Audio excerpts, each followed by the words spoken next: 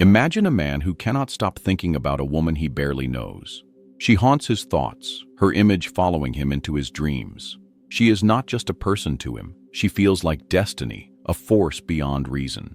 Now imagine a woman who, in moments of doubt, hears a voice inside her. It is confident, commanding, unyielding. Sometimes it inspires her with strength, other times it criticizes her mercilessly. Jung saw these patterns everywhere. To him, they were not coincidences. They were encounters with the anima and the animus, inner figures that live in every psyche, shaping attraction, obsession, and love. Here's a truth that might shake you.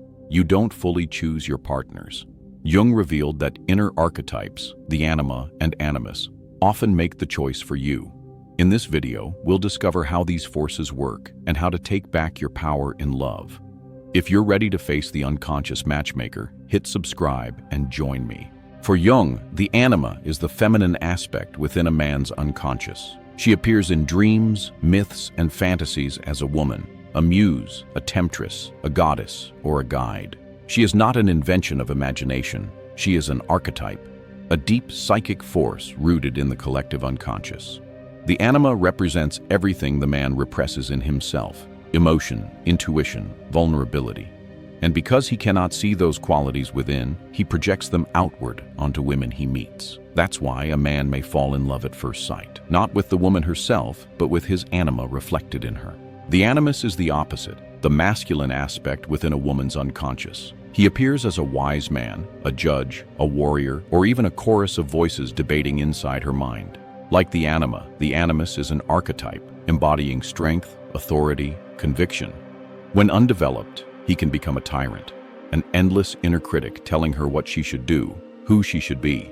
But when integrated, the animus gives her clarity, courage, and the ability to stand firm in her own truth.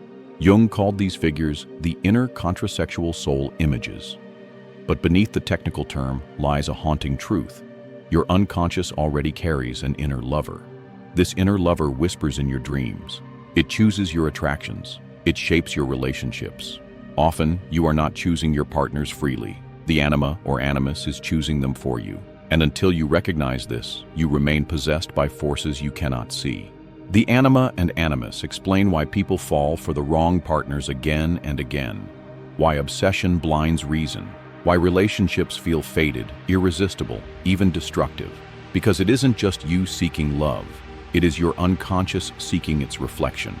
Every man carries an anima. Every woman carries an animus. They are not fantasies, but psychic realities. Until you meet them within, you will keep searching for them outside. Jung warned that the anima and animus are not abstract ideas. They show up everywhere, in our dreams, in our obsessions, in the partners we choose, and even in the voices that speak inside us when no one else is around. For men, the anima often arrives in dreams as a mysterious woman. She may appear as a lover, a muse, or a temptress. Sometimes she inspires creativity and depth. Other times she leads him into despair, seducing him into illusions. In waking life, she shows up in moments of sudden infatuation. A man meets someone and says, "I don't know why, but I feel like I've known her forever." What he feels is not the woman herself, but the pull of his anima projected onto her face. She can also appear in moods, deep melancholy, poetic longing, or sudden bursts of passion. Jung noted that men possessed by the anima often swing between inspiration and depression because she rules their emotional world from the shadows. For women, the animus often appears as voices inside, authoritative, absolute, demanding. Sometimes these voices guide her with conviction, pushing her to stand firm, to achieve, to act. Other times they become tyrannical, filling her with endless criticism. "You're not enough. You must do more. You should be stronger." In dreams, he shows up as figures of power, a priest, a warrior, a wise old man. He can be protective, even heroic, but he can also be domineering, steering her life through commands rather than guidance. In relationships, the animus often shapes her attractions. She may idealize a man as heroic, all-knowing, larger than life, but in truth, it is her animus speaking through him, not his reality. Both anima and animus have a double edge. They can elevate or possess. A man inspired by his anima may create great art, write poetry, or finally touch the emotional depth he has long repressed. But if possessed, he may fall into destructive affairs, chasing fantasy women who reflect only his projection. A woman guided by her animus may step into leadership, courage, and authority. But if possessed, she may become rigid, argumentative, or enslaved to an endless stream of shoulds. The danger is not that these figures exist. The danger is mistaking them for external reality. The anima and animus appear whether you notice them or not. In dreams, in moods, in partners, in obsessions. They are not optional. The question is whether they guide you toward integration or possess you through projection. Why do so many relationships begin with fire and end in ashes? Why does the first glance feel like fate, but the years that follow feel like prison? Jung's answer was simple and unsettling, because in the beginning, you are not seeing the other person at all. You are seeing your anima or animus projected onto them. Think of a man who meets a woman and feels an electric pull. He swears she is the one. But in truth, he doesn't know her, not really. What he sees is his anima clothed in her form. The beauty he worships, the mystery that intoxicates him, the perfection he imagines. It's all his projection. And the cruel twist is this: no human being can live up to an archetype. Sooner or later, the mask cracks and the real person emerges. What once felt like divine romance often turns to disappointment, even resentment. For women, the animus often works the same way. She meets a man and places him on a pedestal, strong, wise, certain, heroic. But it is not him she is seeing. It is her animus, projected outward, wearing his face. At first, she feels safe, even enchanted. But later, the same man seems domineering, flawed, weak. Again, the ideal collapses, because no human can embody the infinite authority of the animus. This is why people repeat toxic relationships. The unconscious keeps projecting the same inner figure onto new partners, hoping this time the outer person will embody the archetype perfectly, but they never can, and so the cycle repeats: infatuation, disappointment, collapse. Not because of fate, but because of projection. The trap of projection is this: you are not loving the person in front of you. You are loving your own unconscious image, mistaking it for reality. That is why relationships so often feel haunted by destiny. The anima or animus is ancient, archetypal. When projected, it feels cosmic. But what you are actually meeting is not the divine other. It is yourself, disguised in the form of another. Until you meet the anima and animus within, you will keep projecting them without. You will keep searching for the perfect lover outside, when in truth, you are chasing your own inner figure. You may think you are freely choosing the people you fall in love with, but Jung warned, much of what we call attraction is the anima or animus choosing for us. Why does a man keep falling for women who wound him? Why does a woman keep finding herself drawn to men who abandon her? On the surface, these choices look irrational, but beneath, the inner figures are pulling the strings. The anima and animus are powerful matchmakers. They lure you toward people who mirror the qualities you've projected. That is why attraction feels magnetic, fated, irresistible, because you are not meeting a person, you are meeting your own unconscious in disguise. One of Jung's patients, a successful businessman, repeatedly fell into disastrous affairs with women who seemed enchanting at first, but later turned destructive. No matter how many times his life collapsed, he returned to the same type. Jung explained, it was not the women who were repeating, it was his anima. She demanded his attention, but because he refused to meet her inwardly, she kept forcing herself outward in the form of these destructive relationships. Until he recognized her as part of his psyche, he remained enslaved to her choices. This is why so many people say, I always fall for the same type. They are not imagining it. They are under the influence of their inner lover, repeating the same pattern in the hope that one day the outer partner will finally fulfill the archetype. But no partner can, because what you are looking for is not outside. It is already within. The man who seeks a nurturing, soulful woman is often searching for the anima he has never embraced in himself. The woman who idolizes strong, heroic men is often searching for the animus she has not integrated within her own psyche.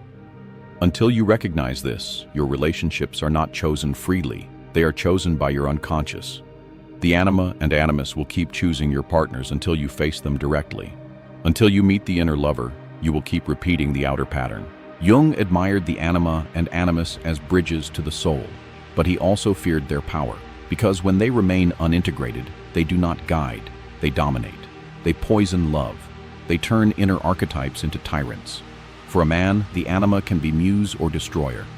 When she is ignored, she slips into moods, sudden melancholy, irrational longing, bursts of rage. When she is projected, she appears as the perfect woman, enchanting, unattainable, impossible to resist. And once the illusion cracks, the man feels betrayed, disillusioned, empty. Jung described men possessed by the anima as drifting between fantasy and despair. Instead of grounding them in life, she drowns them in moods or entangles them in destructive obsessions.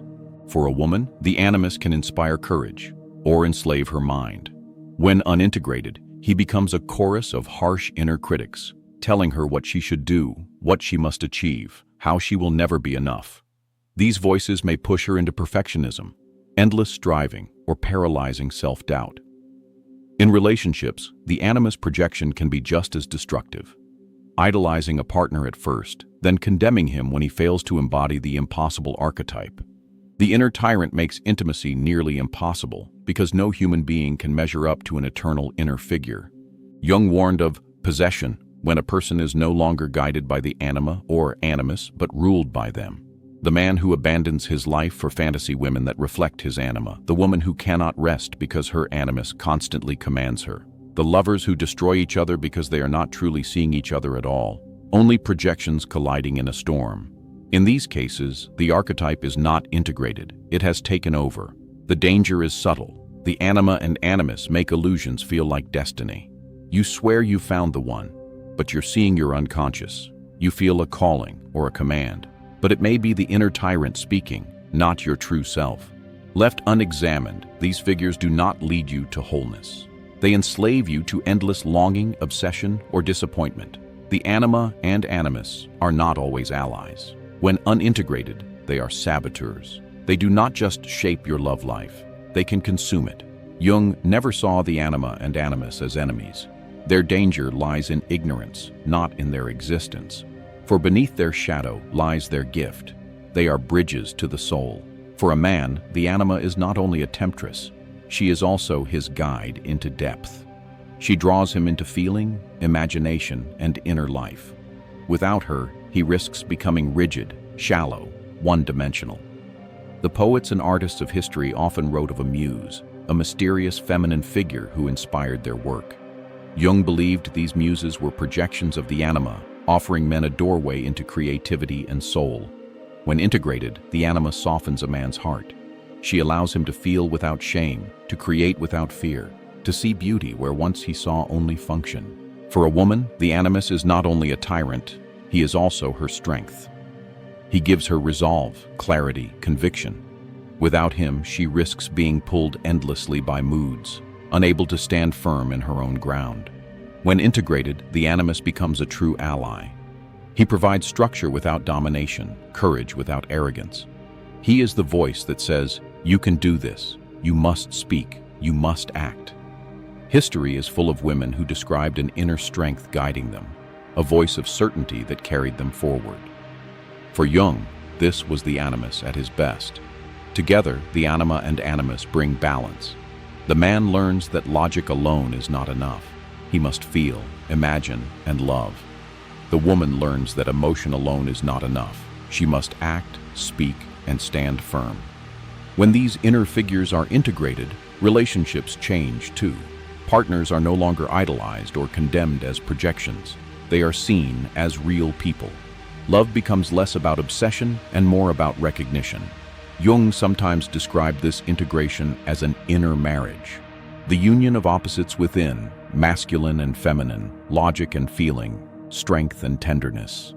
This marriage does not erase difference, it creates wholeness, and out of wholeness comes freedom, the freedom to choose partners without illusion, to love without projection, to live without possession. The anima and animus are not curses, they are gifts. But only when you face them, integrate them, and allow their qualities to enrich your soul rather than rule your life. The anima and animus cannot be destroyed, nor should they be. They are part of the psyche's architecture, ancient archetypes rooted in humanity's collective soul. The task is not to banish them, but to integrate them, to stop letting them rule from the shadows and instead let them enrich your life consciously. Jung offered a path. It is not easy, but it is the only way to transform the inner lover from tyrant into guide. Step 1. Recognize the projection. The first step is noticing when you're projecting. Ask yourself, why does this person fascinate me so much? Why does this stranger feel like destiny? Why does this partner disappoint me again and again in the same way? Often, the intensity is the clue. When your reaction to someone feels disproportionate, too glowing, too damning, too charged, you are likely projecting your anima or animus onto them. The task is to catch yourself and say, this is not them, this is me. This is my inner figure wearing their face. Step 2. Withdraw the projection. Recognition is not enough. You must begin to pull back what belongs to you. If a man feels captivated by a woman's mystery, he must ask, what part of me longs for depth, imagination, feeling? If a woman idolizes a man's strength or condemns his weakness, she must ask, what part of me has not yet owned my authority, my conviction, my voice? By withdrawing the projection, the outer person becomes real again, no longer an idol or a villain, just human, and the energy flows inward, back to where it belongs. Step 3. Active imagination. Jung's most daring method was active imagination, entering into dialogue with the inner figure directly.